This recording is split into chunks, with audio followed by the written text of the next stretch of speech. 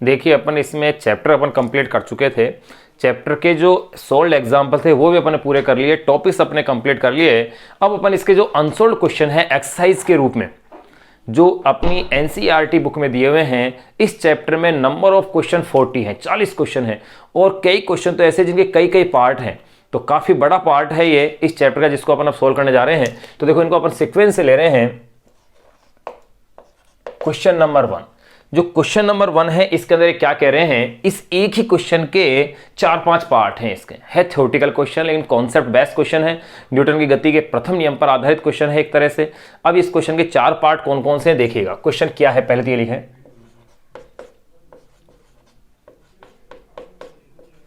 निम्नलिखित, क्वेश्चन अपन लिख रहे हैं निम्नलिखित पर कार्यरत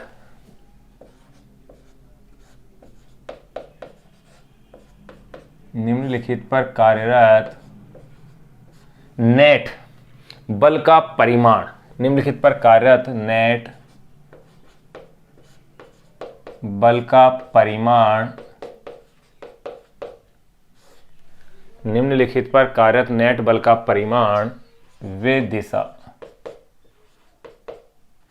का परिमाण व दिशा लिखिए या बताइए।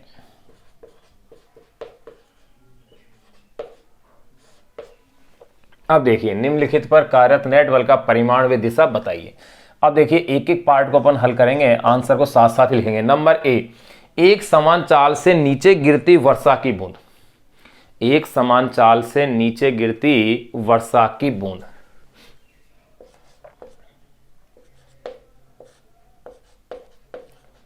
एक समान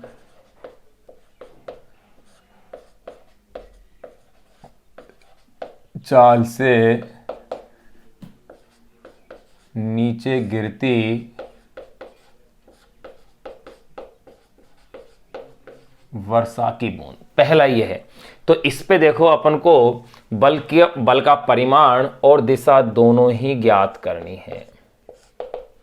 तो ध्यान रहे इस पर जो बल होगा, चूंकि बूंद नीचे एक समान चाल से गिर रही है, क्वेश्चन में क्या कहा है, एक समान चाल। अगर चाल एक समान है इसका मतलब उसका त्वरण क्या है, शून्य है। त्वरण शून्य है तो बल का परिमाण भी उस पर क्या हो गया, शून्य हो गया। तो सीधा सा आंसर पर लिख सकते हैं कि बूंद का त्वरण शून्य, जिससे नेट बल भी क्या हो गया, शून्य हो गया।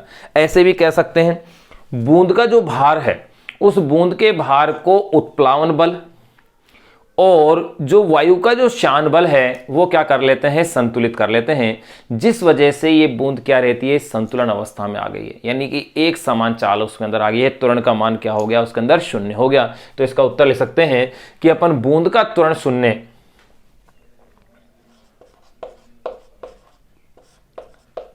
बूंद का त्वरण शून्य होने के कारण, त्वरण को कैसे शून्य कहा, क्योंकि एक समान चाल कहा है इन्होंने क्वेश्चन में। बूंद का त्वरण शून्य होने के कारण इस पर नेट बल भी कैसा होगा, शून्य होगा। अगर नेट बल शून्य है, अपन यो भी कह सकते हैं इसके साथ एक कारण अपन और लिख सकते हैं साथ साथ ही, कि बूंद के भार को वायु का उत्प्लावक बल और शान बल क्या करेगा, संतुलित करेगा, तो भी संतुलन में है। बूंद के भार को वायु का उत्प्लावक बल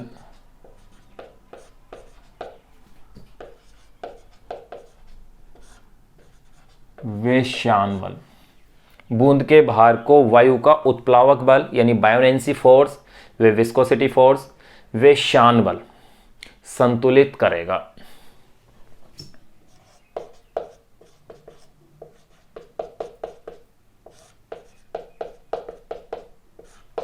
ये दोनों फोर्स क्या करेंगे, इसे संतुलित करेंगे। नंबर बी देखो भाई, इसी का नंबर बी क्वेश्चन में क्या कह रहे हैं, जल में तैरता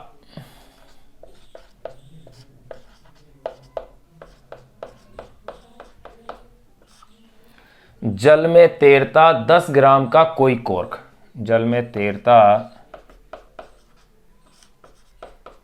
10 ग्राम का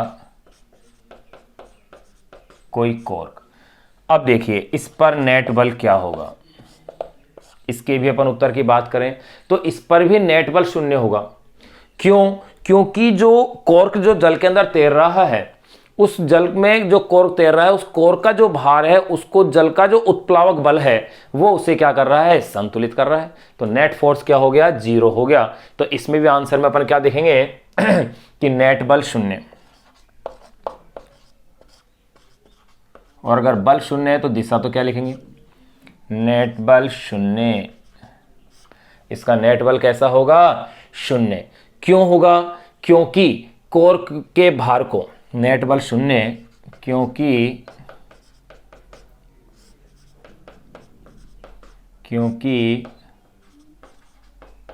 कॉर्क के भार को उत्प्लावक बल क्या करेगा, संतुलित करेगा।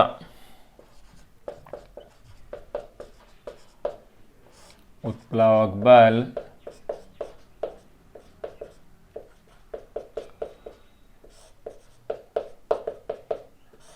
संतुलित करेगा। कॉर्क के भार को उत्प्लावक बल क्या करेगा, संतुलित करेगा। इस वजह से उस पर नेट बल क्या होगा, 0 होगा।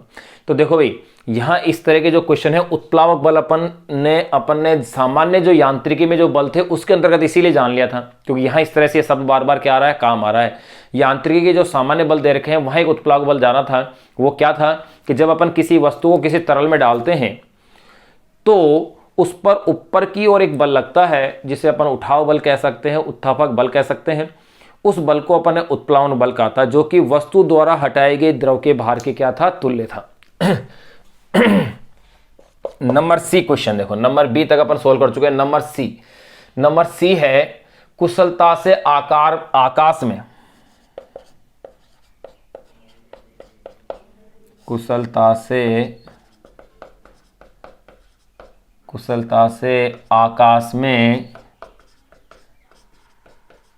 रोकी गई।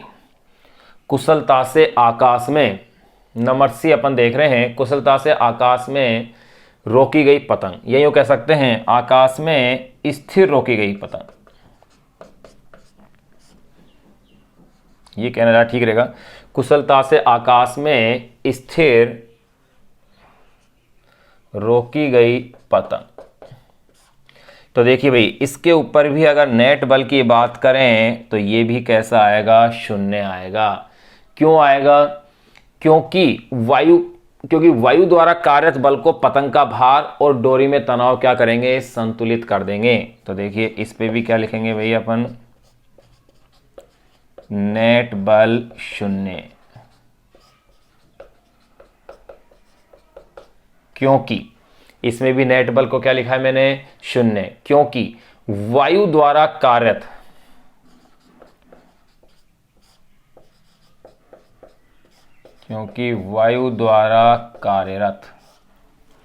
नेट बल इसमें क्या है, 0 है।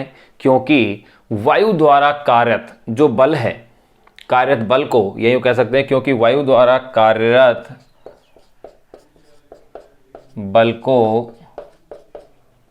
बल को पतंग का भार व डोरी का तनाव भी एक प्रकार का बल है। क्योंकि वायु द्वारा कार्यरत बल को पतंग का भार व डोरी का तनाव संतुलित करेंगे,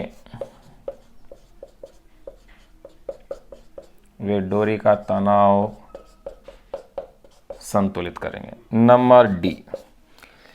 अब देखिए भाई एक ही क्वेश्चन, पहले क्वेश्चन के 4 पार्ट है, अब चौथे पार्ट पे अपन आगे हैं। चौथा पार्ट ये कह रहा है 30 kilometre per hour, 30 kilometre per hour के एक समान वेग से एक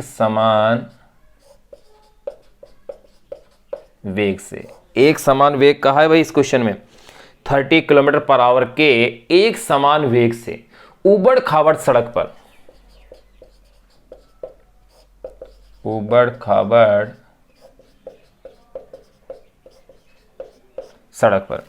30 किलोमीटर पर आवर के एक समान वेग से उबड़ खाबड़ सड़क पर गतिशील कोई कार, सड़क पर पर गतिशील कोई कार, ये दिया हुआ है। देखिए भाई, इस पर भी नेट बल की अगर अपन बात करें तो इस पर जो नेट बल होगा वो भी क्या होगा, शून्य होगा। क्यों होगा?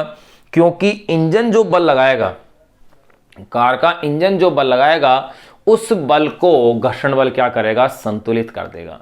तो सीधा सा आंसर आप देख रहे हैं, सब पर नेट बल क्या आ रहा है, शून्य। और जब नेट बल शून्य है तो डायरेक्शन क्या लेंगे अपन उसकी।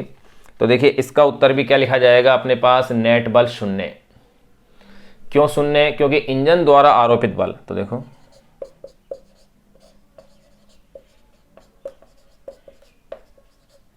नेट बल शून्य। क्यों? क्योंकि इंजन द्वारा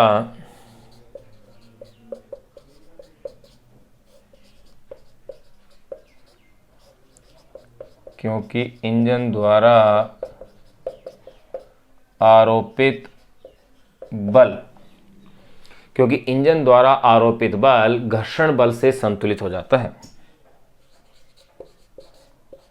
आरोपित बल घर्षण बल से संतुलित हो जाता है। नंबर डी तक अपन ने सोल्व कर लिया। लास्ट पार्ट है इसका नंबर ई। नंबर ई में कह रहे हैं कि सभी गुरुत्वीय पिंडों से दूर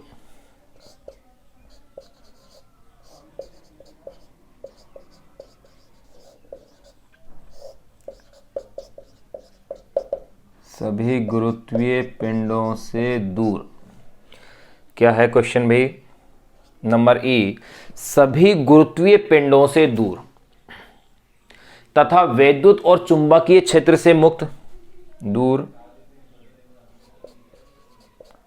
तथा वैद्युत व चुंबकीय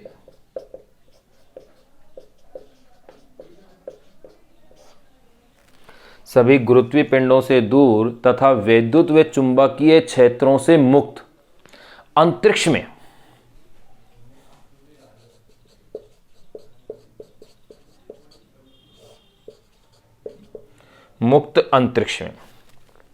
सभी गुरुत्वीय पिंडों से दूर तथा वैद्युत व चुंबकीय क्षेत्रों से मुक्त अंतरिक्ष में तीव्र चाल वाला इलेक्ट्रॉन, अंतरिक्ष में तीव्र चाल वाला इलेक्ट्रॉन। देखिए भाई, इस पर भी ये पूछ रहे हैं बल क्या होगा, ये भी है। तो देखिए भाई, सभी गुरुत्वीय पिंडों से दूर है इलेक्ट्रॉन, इसका मतलब इस पर गुरुत्वीय बल तो नहीं लगेगा, यानी गुरुत्वीय बल शून्य हो गया।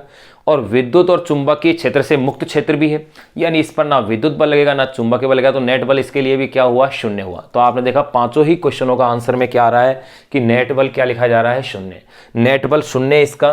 फिर मैं जवाब दे दूं, क्योंकि इस पर सभी बल क्या है, शून्य है।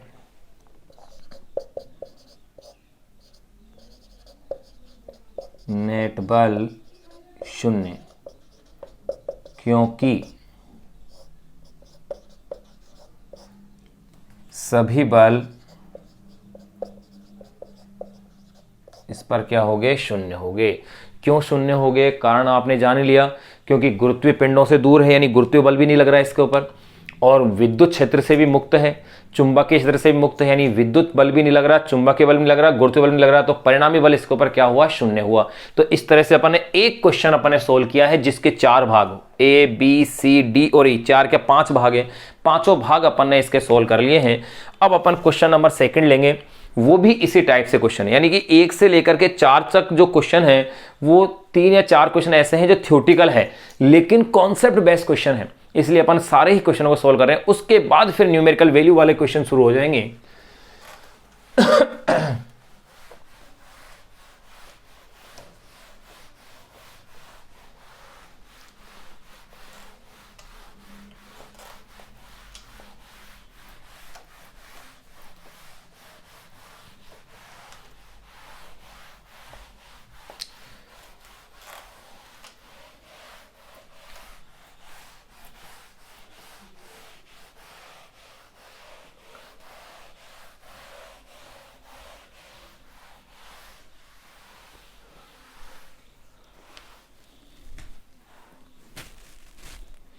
अब देखिए भाई क्वेश्चन नंबर 2। क्वेश्चन नंबर 1 अपन कर चुके, क्वेश्चन नंबर 2 क्या कह रहा है वो देखिएगा। क्वेश्चन नंबर 2 कह रहा है 0.05 किलोग्राम द्रव्यमान का कोई कंकड़, 0.05 किलोग्राम का कोई कंकड़, ये क्वेश्चन में देना। 0.05 किलोग्राम,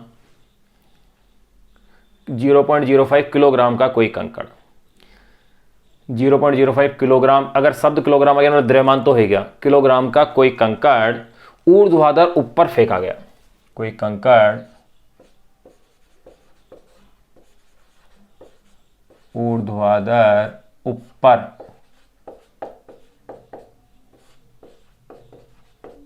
फेंका गया, ऊर्ध्वाधर ऊपर फेंका गया है।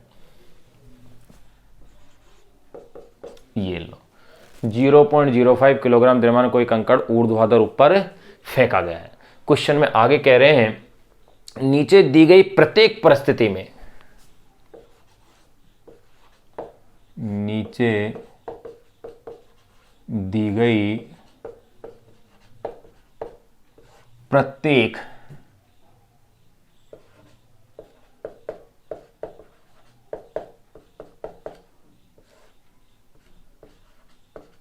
परिस्थिति में, नीचे दी गई प्रत्येक परिस्थिति में कंकड़ पर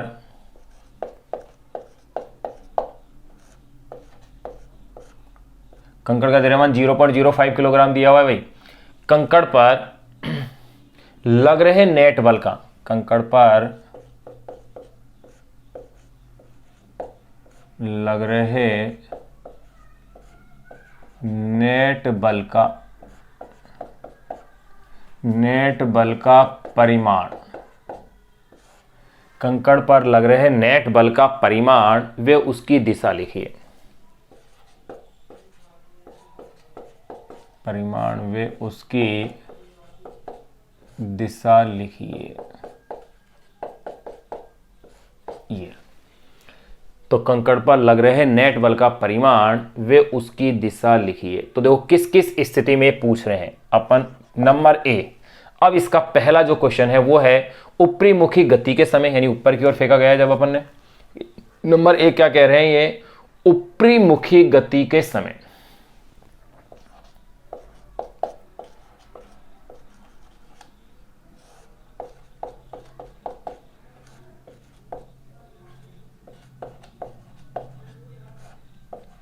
नंबर बी, देखो इस एक क्वेश्चन के कई भाग है। नंबर ए है ऊपरी मुखी गति के समय,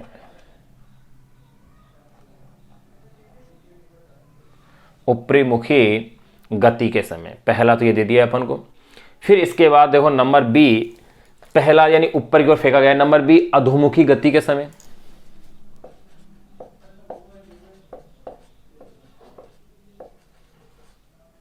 अधोमुखी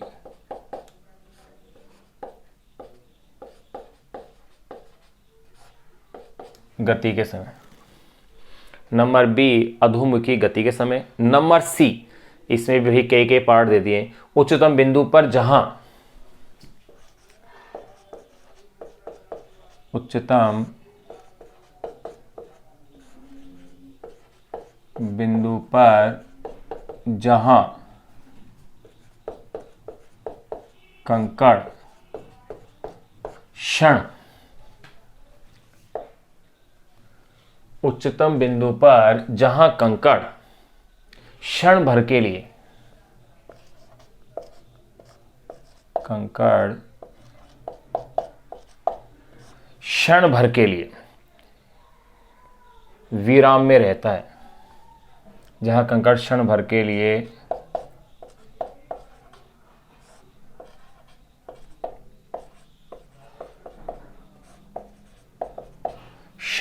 लिए कहां रहता है, विराम में रहता है। फिर इसके बाद इसी में आगे क्या कह रहे हैं, देखो उच्चतम बिंदु पर जहां कण क्षण भर के लिए विराम में लेता है। अब इसी में एक और आगे एक कॉन्सेप्ट और जोड़ रहे हैं। वो ये कह रहे हैं यदि कंकड़ को क्षैतिज दिशा से 45 डिग्री कोण पर फेंका गया हो तो क्या प्रभाव पड़ेगा। यानी इसी क्वेश्चन में एक लाइन और आगे अपन ऐड कर रहे हैं क्वेश्चन के अंदर। वो ये कह रहे हैं कि यदि कंकड़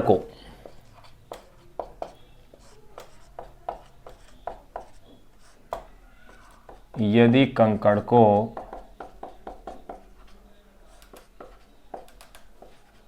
क्षैतिज से 45 डिग्री यानी 45 डिग्री, यदि कंकड़ को क्षैतिज से 45 डिग्री यानी 45 डिग्री कोण पर फेंका जाए, 45 डिग्री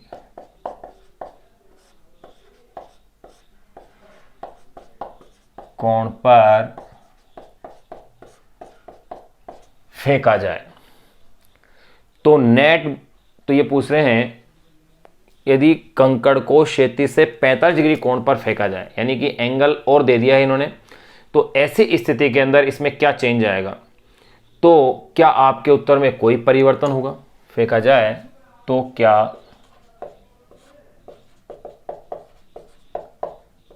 आपके उत्तर में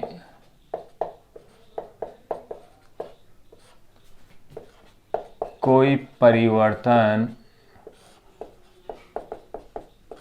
होगा, ये इस क्वेश्चन के अंदर पूछा जा रहा है। अब देखो, यदि कंकड़ को क्षैतिज से 45 डिग्री कोण पर फेंका जाए तो क्या आपके उत्तर में कोई परिवर्तन होगा। यहां इसमें और एक बात कह रहे हैं, वायु के प्रतिरोध को क्या करना है, नगण्य मानना है।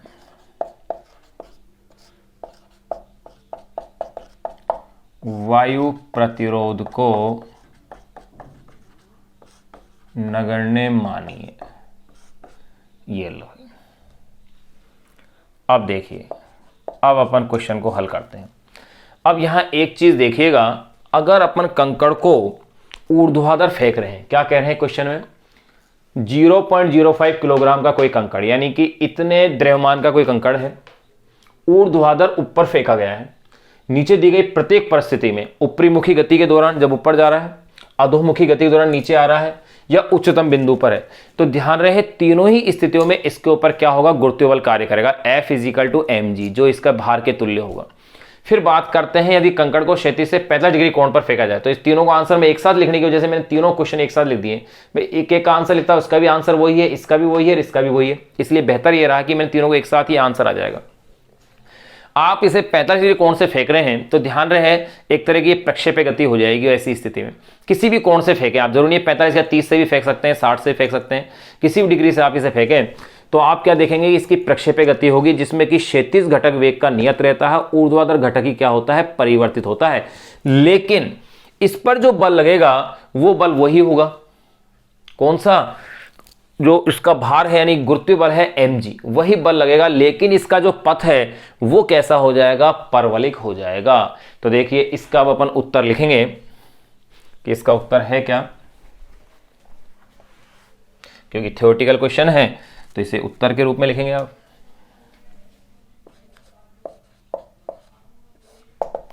उत्तर देखें अपन, तो प्रत्येक स्थिति इसकी, तो उत्तर ये आ गया, प्रत्येक स्थिति कौन कौन सी है भाई, ए बी, यानी तीनों स्थिति आ गई इसे, प्रत्येक स्थिति ए बी और सी, यही तो कह रहे हैं अपन। अब देखिए भाई, अगर इसकी प्रत्येक स्थिति ए बी व सी में, प्रत्येक स्थिति जिनके नाम क्या है, ए बी व सी में कंकड़ पर नेट बल में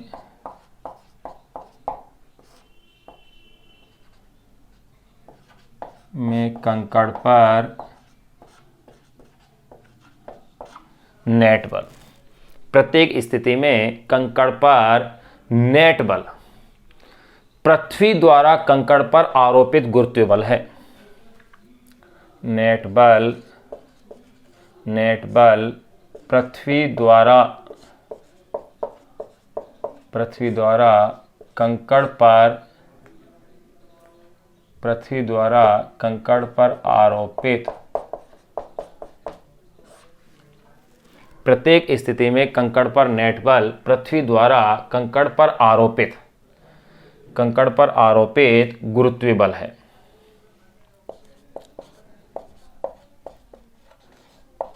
कंकड़ पर आरोपित गुरुत्वीय बल है जिसका मान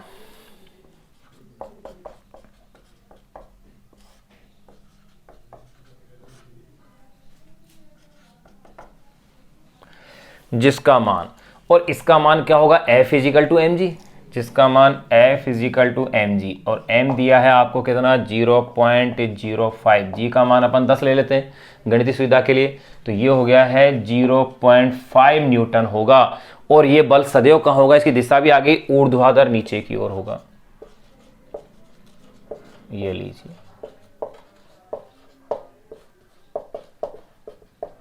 हर स्थिति में ये बल कहाँ होगा, ऊर्ध्वाधर नीचे की ओर होगा, क्योंकि गुरुत्वीय बल यही होता है। फिर इसी में आगे क्या कहा है, देखो तीनों के आंसर यहां एक साथ ही आ गए भाई इसके अंदर। अगला पार्ट इसने कहा है यदि कंकड़ को क्षैतिज से 45 डिग्री कोण पर फेंका जाए तो क्या आपके उत्तर में कोई परिवर्तन होगा। उत्तर में कोई परिवर्तन नहीं होगा, केवल यह परिवर्तन आ जाएगा कि कंकड़ का जो पथ है वो कैसा हो जाएगा, परवलिक हो जाएगा।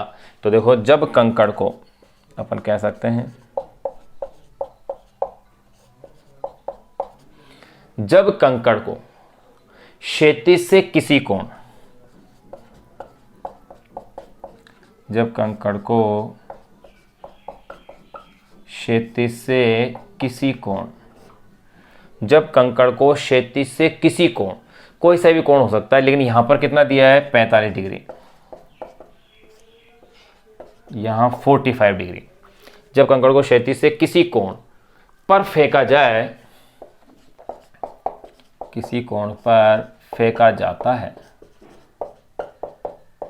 तो जब कंकड़ को क्षैतिज से किसी कोण पर फेंका जाता है तो नेट बल तो वही रहता है, तो नेट बल तो वही, तो नेट बल तो वही रहता है। कितना है वो नेट बल, 0.5 न्यूटन। तो नेट बल तो वही रहता है, परंतु कंकड़ का पथ, परंतु कंकड़ का पथ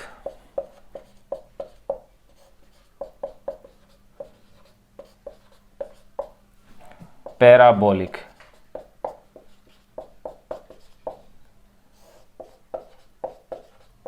यानी कि परवलयिक, क्योंकि प्रक्षेपी गति हो गई है उसकी, परवलयिक यानी कि पैराबोलिक होगा। ये लो भाई, यहाँ अपन ने क्वेश्चन नंबर जो सेकंड था वो भी अपन ने सोल्व कर लिया, इसके तीनों चारों जो भाग थे उसके अपन ने जवाब दे दिए। अब अपन बात करेंगे इसमें क्वेश्चन नंबर थर्ड की। अब देखिए क्वेश्चन नंबर थर्ड है क्या, किस टाइप का क्वेश्चन है, क्या क्वेश्चन वो कह रहा है, आप इसे नोट कीजिए। मैंने एक साथ ही जवाब देने की कोशिश की, अलग अलग एक एक भाग को लिखता तो क्वेश्चन अनावश्यक रूप से इसका आंसर क्या होता, बड़ा होता। तो ऐसा ना हो इसलिए मैंने एक साथ ही ABC तीनों पार्ट के लिए क्या कह दिया कि नेट जो इस पर फोर्स होगा F इजिकल टू क्या होगा, mg होगा।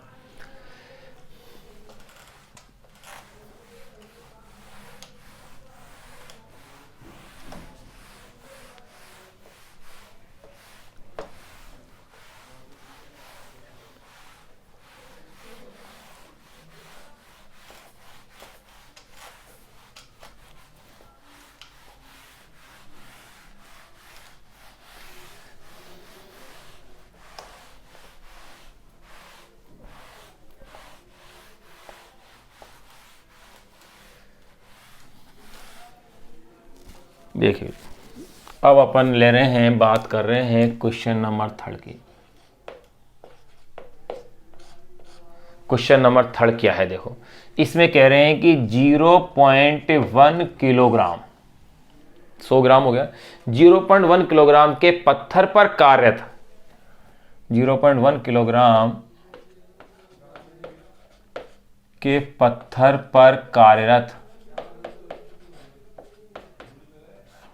0.1 किलोग्राम के पत्थर पर कार्यरत नेट बल का परिमाण, पर कार्यरत नेट बल, 0.1 किलोग्राम के पत्थर पर कार्यरत नेट बल का परिमाण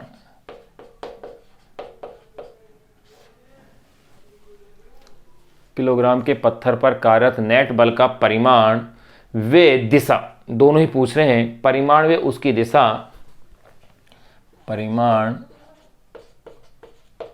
वे उसकी दिशा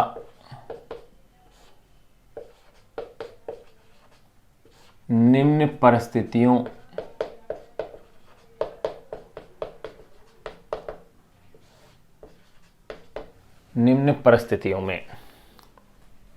में ज्ञात कीजिए।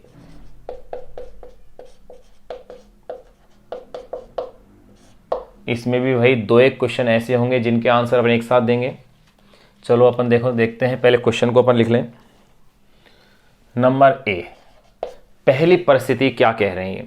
पत्थर को स्थिर रेलगाड़ी की खिड़की से गिराने के तुरंत पश्चात, यूं कह सकते हैं, पत्थर को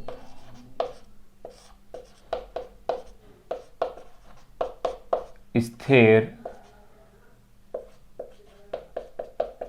रेलगाड़ी की खिड़की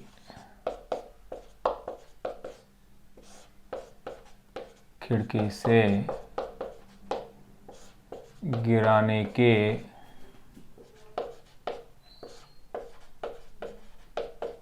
तुरंत पश्चात इस स्थिति में उस पर क्या बल लगेगा? पहला ये कह दिया नंबर ए। नंबर बी देखिए, उसको मैं यही लिख देता हूं। नंबर बी में ये क्या कह रहे हैं? पत्थर को, पहला तो ए क्या लिखा है मैंने, पत्थर को स्थिर रेलगाड़ी खिड़की से गिराने के तुरंत पश्चात उसके ऊपर बल क्या होगा। नंबर बी कह रहे हैं पत्थर को 36 किलोमीटर प्रति घंटा,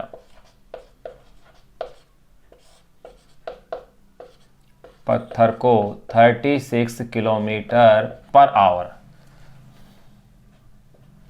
यानी कि पत्थर को 36 किलोमीटर प्रति घंटा की एक समान वेग से गतिशील, 36 किलोमीटर प्रति घंटा की एक समान वेग से गतिशील, भाई अलग अलग करने पड़ेंगे क्वेश्चनों को हल। पत्थर को 36 किलोमीटर प्रति घंटा के एक समान वेग से गतिशील किसी रेलगाड़ी की खिड़की से गतिशील किसी रेलगाड़ी की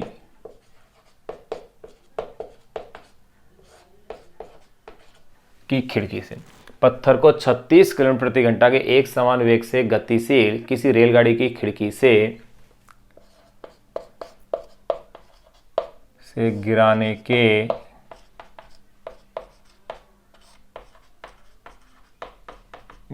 के तुरंत पश्चात, एक तो ये हो गया। फिर नंबर सी क्या कह रहे हैं देखो, चलिए इसे यहां लिख देता हूं मैं नंबर सी को, ताकि अपने पास स्पेस बचा रह सके। नंबर सी कह रहे हैं पत्थर को, वही पत्थर है, पत्थर को 1 मीटर प्रति सेकंड स्क्वायर,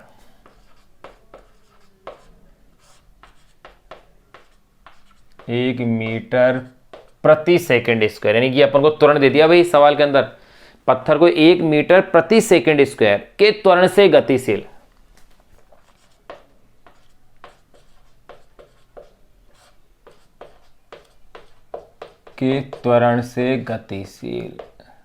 ये लो, पत्थर को 1 मीटर प्रति सेकंड स्क्वायर के त्वरण से गतिशील किसी रेलगाड़ी, ये क्या करें, दो अपन ने पार्ट पूरे कर लिए ए बी। अब अपन बात करें नंबर सी, पत्थर को 1 मीटर प्रति सेकंड स्क्वायर के त्वरण से गतिशील किसी रेलगाड़ी की खिड़की से गिराने के तुरंत पश्चात, के त्वरण से गतिशील रेलगाड़ी की खिड़की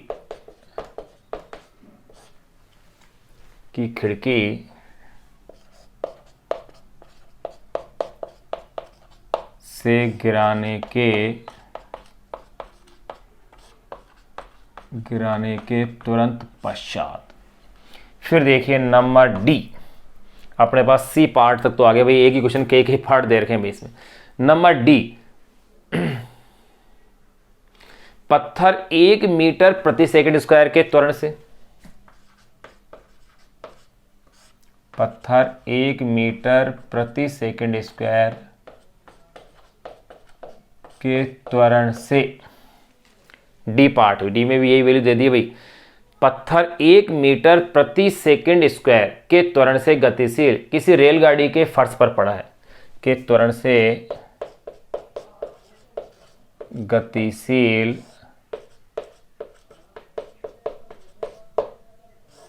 रेलगाड़ी के फर्श, रेलगाड़ी के फर्श पर, रेलगाड़ी के फर्श पर क्या है, पड़ा है। अब ये क्या कह रहे हैं, देखो रेलगाड़ी, अब यो कह रहे हैं कि रेलगाड़ी के फर्श पर पड़ा है तथा वे रेलगाड़ी के सापेक्ष विराम में है, तथा वह रेलगाड़ी के सापेक्ष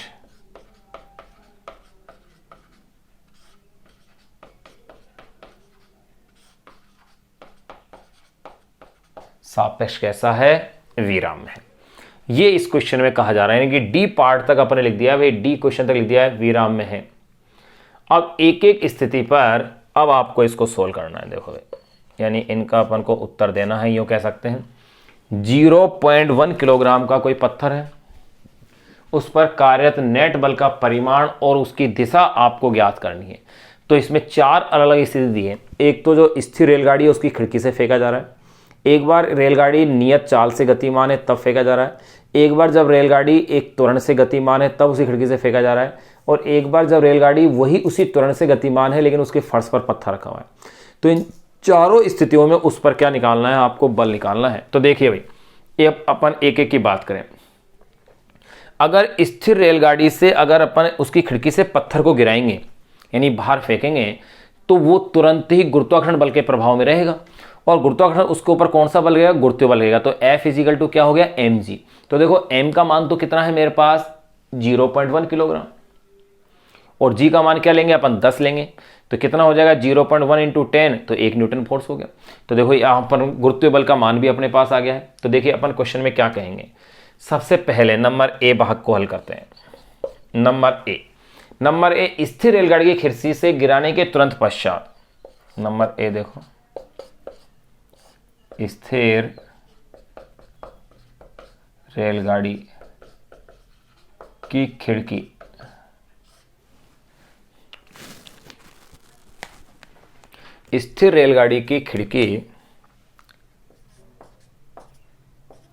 से गिराने के तुरंत पश्चात, स्थिर रेलगाड़ी की खिड़की से गिराने के तुरंत पश्चात पत्थर पर गुरुत्वीय बल कार्य करता है, के पश्चात पत्थर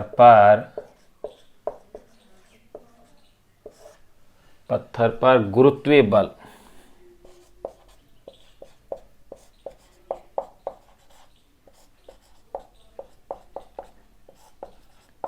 कार्य करता है, यानी गुरुत्वीय बल लगता है। तो गिराने के तुरंत पश्चात गुरुत्वीय बल कार्य करता है, इसलिए पत्थर पर बल की बात करें तो देखो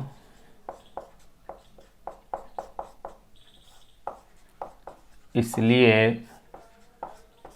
पत्थर पर बल F इजिकल टू क्या फॉर्मूला बनेगा भाई, mg, और गुरुत्वीय बल तो हमेशा ऊर्ध्वाधर नीचे की ओर होता है। m की वैल्यू 0.1, g की वैल्यू 10, तो ये हो गया है 1 न्यूटन। इतना बल उसके ऊपर लगेगा।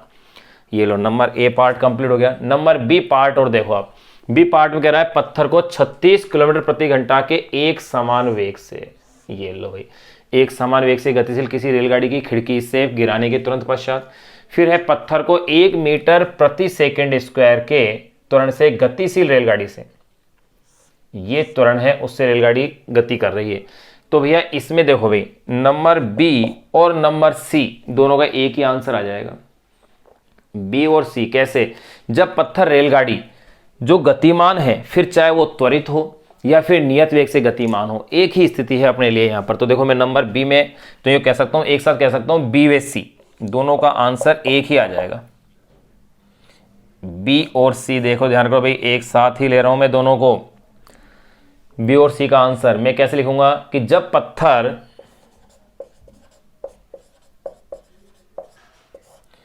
पत्थर चलती रेलगाड़ी या गतिमान रेलगाड़ी कह दो, जब पत्थर चलती रेलगाड़ी तात्पर्य है चाहे वो त्वरित हो या नियत वेग से। चलती रेलगाड़ी यानी कि क्या कह दूं मैं इसे, चाहे वे त्वरित हो, चाहे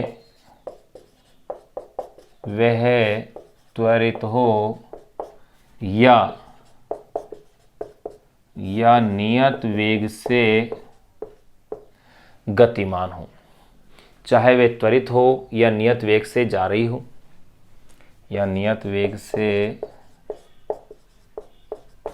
रही हो, जब पत्थर चलती रेलगाड़ी चाहे वे त्वरित हो या नियत वेग से जा रही हो की खिड़की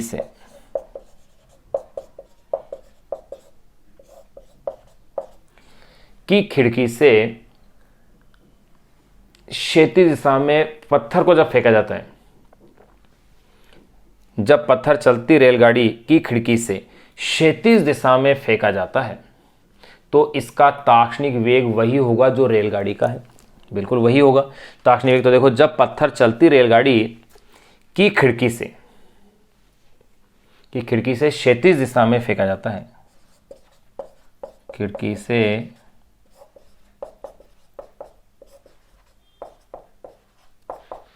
क्षैतिज दिशा में फेंका जाता है, जब पत्थर चलती रेलगाड़ी की खिड़की से क्षैतिज दिशा में फेंका जाता है तो इसका ताक्षणिक त्वरण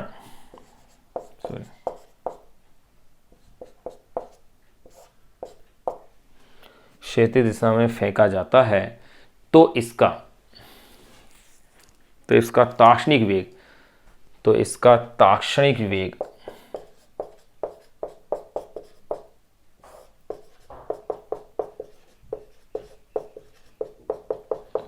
वही होगा, तो इसका ताक्षणिक वेग वही होगा जो रेलगाड़ी का है।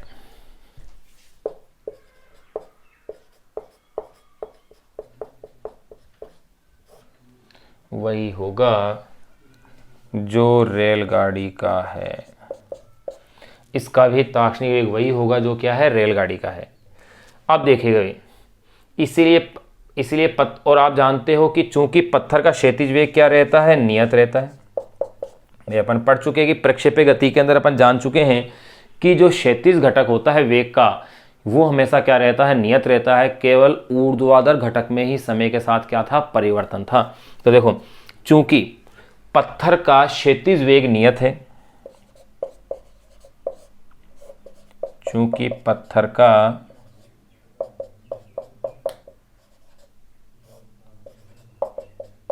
क्षैतिज वेग नियत है, इसलिए चूंकि पत्थर का क्षैतिज वेग कैसा है भाई, नियत है, इसलिए नेट बल भी क्या रहेगा, इसलिए नेट बल F इजिकल टू क्या लेंगे अपन, वही mg। इसलिए नेट बल F इजिकल टू mg यानी कि 0.1 इंटू 10 यानी कि 1 न्यूटन ही रहेगा। ये लो, तो तीनों ही स्थितियों में एक ही बल का मान आ गया 1 न्यूटन। तो अपन ने सी तक सोल्व कर लिया। अब नंबर डी की बात कर लें अपन, लास्ट पार्ट है। नंबर डी में ध्यान रहे, ये उसके फर्श पर रखा हुआ है भाई। नंबर डी के अंदर, नंबर डी में क्वेश्चन में क्या कह रहे हैं कि जब ये तो उसके साथ क्षैतिज हो गया, पत्थर ट्रेन के फर्श पर पड़ा है, तो इसका भार जो है अभिलंब प्रतिक्रिया से क्या होगा, संतुलित होगा।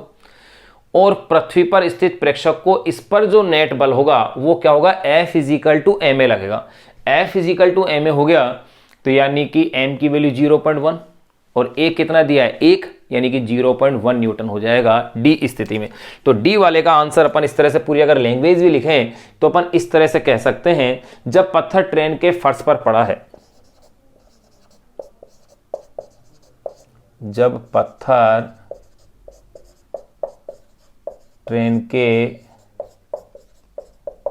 फर्श पर पड़ा है। जब पत्थर ट्रेन के फर्श पर पड़ा है,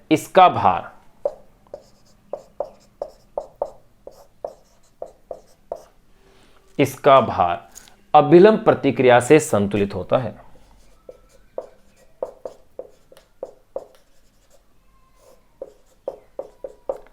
अभिलंब प्रतिक्रिया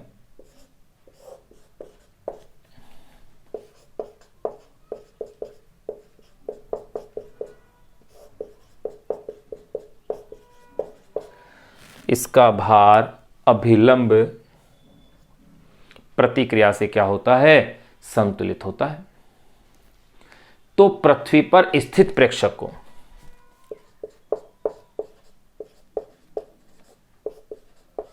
पृथ्वी पर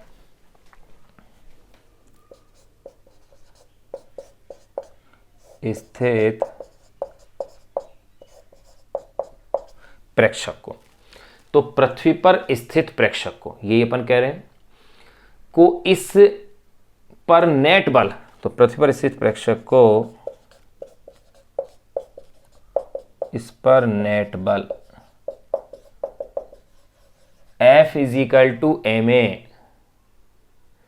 एम की वैल्यू 0.1, ए की वैल्यू 1, यानी कि 0.1 न्यूटन। ध्यान रखना, यहां फर्क आ गया है आंसर में, प्रतीत होगा।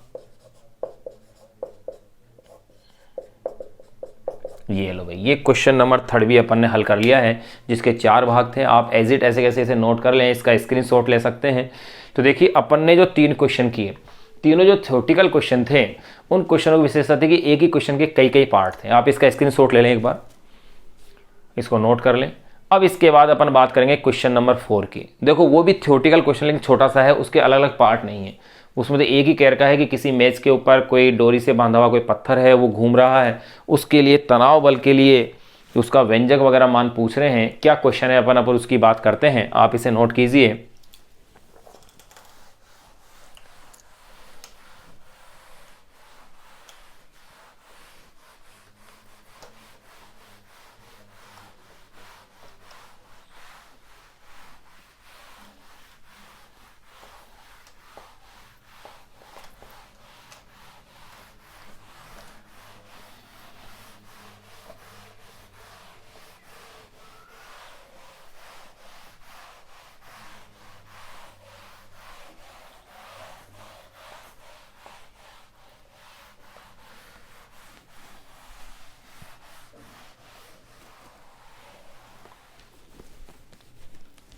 देखिए भाई, नेक्स्ट जो क्वेश्चन आपको दिया हुआ है वो क्वेश्चन क्या है? Question number 4। क्वेश्चन नंबर 4 क्या कह रहे हैं? स्मॉल एल लंबाई की एक डोरी का एक सिरा, स्मॉल एल लंबाई की एक डोरी का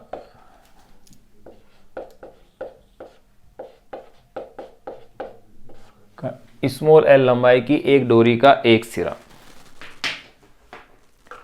स्मॉल एल लंबाई की एक डोरी का एक सिरा स्मॉल एम द्रव्यमान के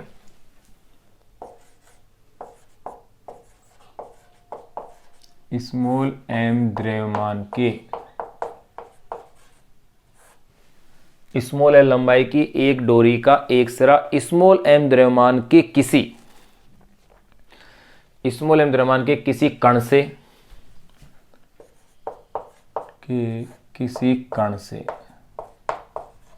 तथा स्मॉल एम लंबाई की एक डोरी का एक सिरा स्मॉल एम द्रव्यमान के किसी कण से तथा दूसरा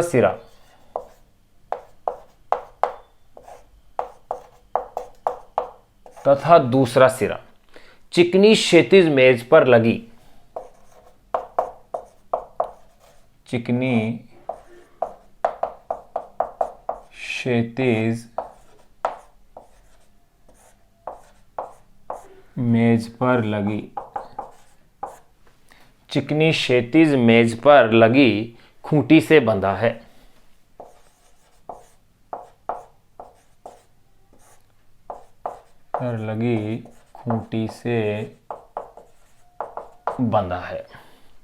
यदि कण स्मॉल v चाल से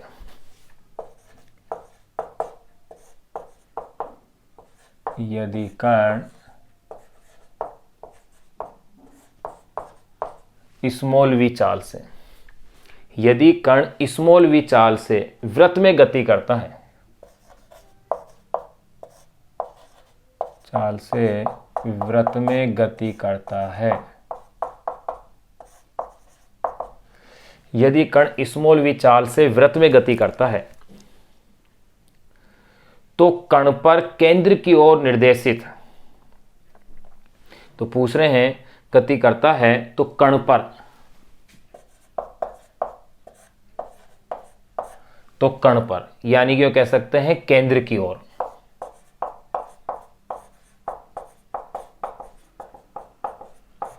केंद्र की ओर निर्देशित,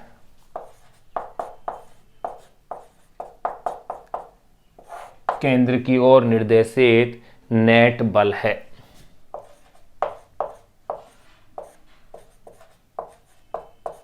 देखिए भाई ये ऑप्शन वाला क्वेश्चन है, इसमें अपन को ऑप्शन दे रखे हैं। नंबर फर्स्ट ऑप्शन इसने दिया है T माइनस mv²/r। सेकंड जो ऑप्शन दिया है वो दिया है T प्लस mv²/r, और थर्ड जो ऑप्शन दिया है वो है T। मैंने भाई सीक्वेंस चेंज कर लिया, बुक में पहला ऑप्शन ये दिया हुआ है, दूसरा ये, तीसरा ये, में वो तो क्रम को ऐसा लिख दो। अब ये पूछ रहे हैं कौन सा होगा, तो देखिए भाई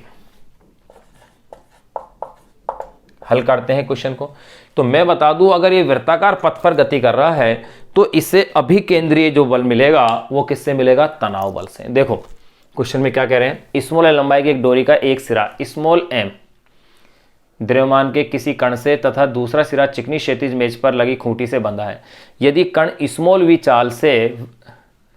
चाल से वृत्त में गति करता है तो कण पर यानी केंद्र की ओर निर्देशित नेट बल होगा T माइनस mv²/r। ध्यान रहे भाई जो डोरी की लंबाई होगी वही वृत्तीय पथ की त्रिज्या बनेगी, तो इसे L लिख देना ज्यादा अच्छा होगा।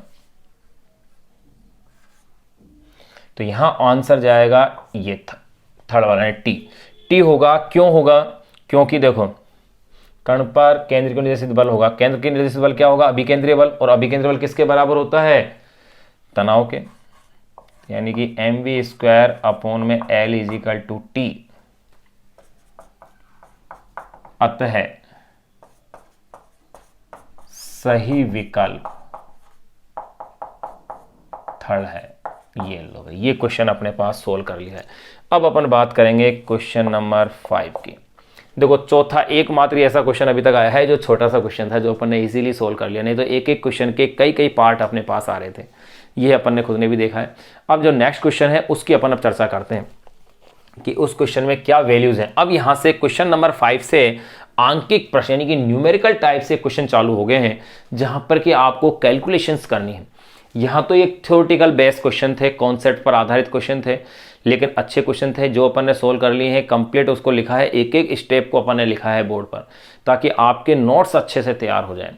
अब देखिए अगला जो क्वेश्चन नंबर 5 है वो क्या कह रहा है। क्वेश्चन नंबर 5 में कह रहे हैं कि 15 मीटर प्रति सेकंड की आरंभिक चाल से गतिशील, 15 मीटर प्रति सेकंड की आरंभिक चाल से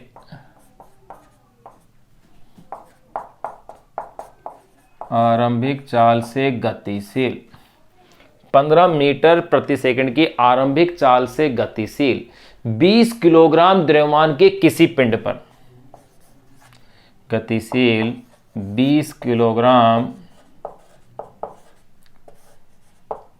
द्रव्यमान के किसी पिंड पर, 15 मीटर प्रति सेकंड की आरंभिक चाल से गतिशील 20 किलोग्राम द्रव्यमान के किसी पिंड पर 50 न्यूटन का 50 न्यूटन का स्थायी मंदन बल आरोपित किया गया। 50 न्यूटन का स्थायी मंदन बल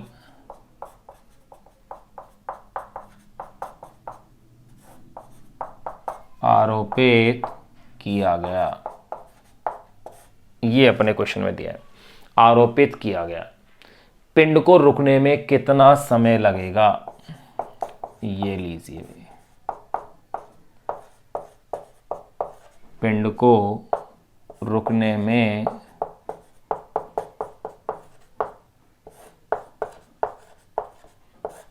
कितना समय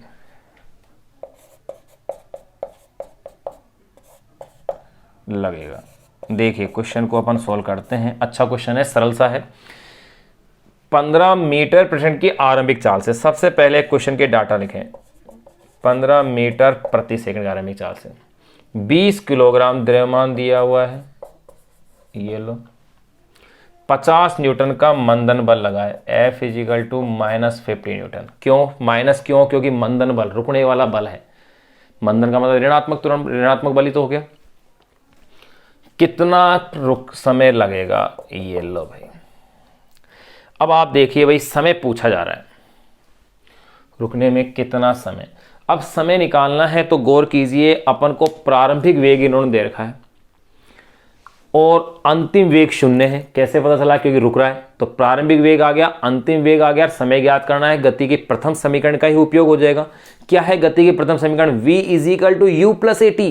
तो v की वैल्यू 0 हो गई, u की वैल्यू आपको दी हुई है और t ज्ञात करना है, लेकिन a पता नहीं है। तो a का मान ज्ञात किया जा सकता है। सबसे पहले कैसे ज्ञात किया जा सकता है? देखो, सबसे पहले a निकालो। a equal to F upon में m से, क्योंकि f equal to m A formula पढ़ा है अपन ने गति के द्वितीय नियम से। f इजिकल टू क्या होता है? m A. f equal to m A अगर अपने पास फॉर्मूला है तो भैया a equal to F upon में m, यानी कि त्वरण बराबर क्या हो गया? बल बटे द्रव्यमान। तो देखिए, इससे अगर मैं त्वरण का मान देखता हूं तो देखो -50, m की वैल्यू कितनी है? 20, 0 से 0 कैंसिल, -2.5 मीटर पर सेकेंड स्क्वायर। ऋणात्मक आ रहा है त्वरण। ऋणात्मक त्वरण का मतलब क्या है? मंदन है ये। ऋणात्मक त्वरण से तात्पर्य क्या हो गया? मंदन, क्योंकि धीरे धीरे उसकी स्पीड क्या हो रही है? कम हो रही है।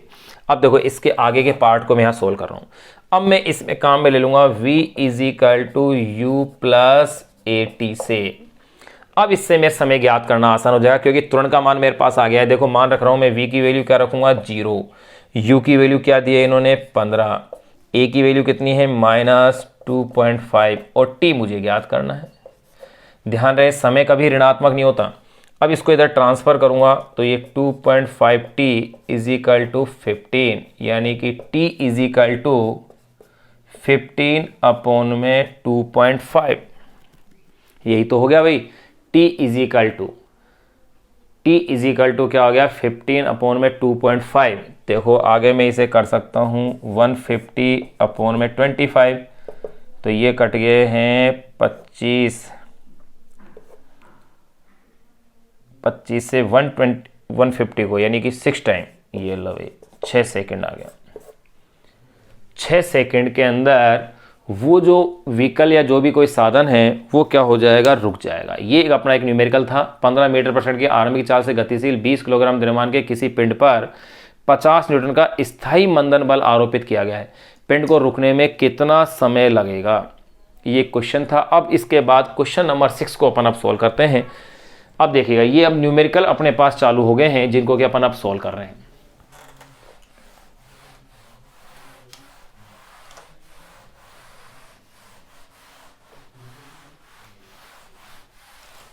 अच्छे क्वेश्चन थे, जिनको कि अपन अब सोल्व करता जा रहे हैं।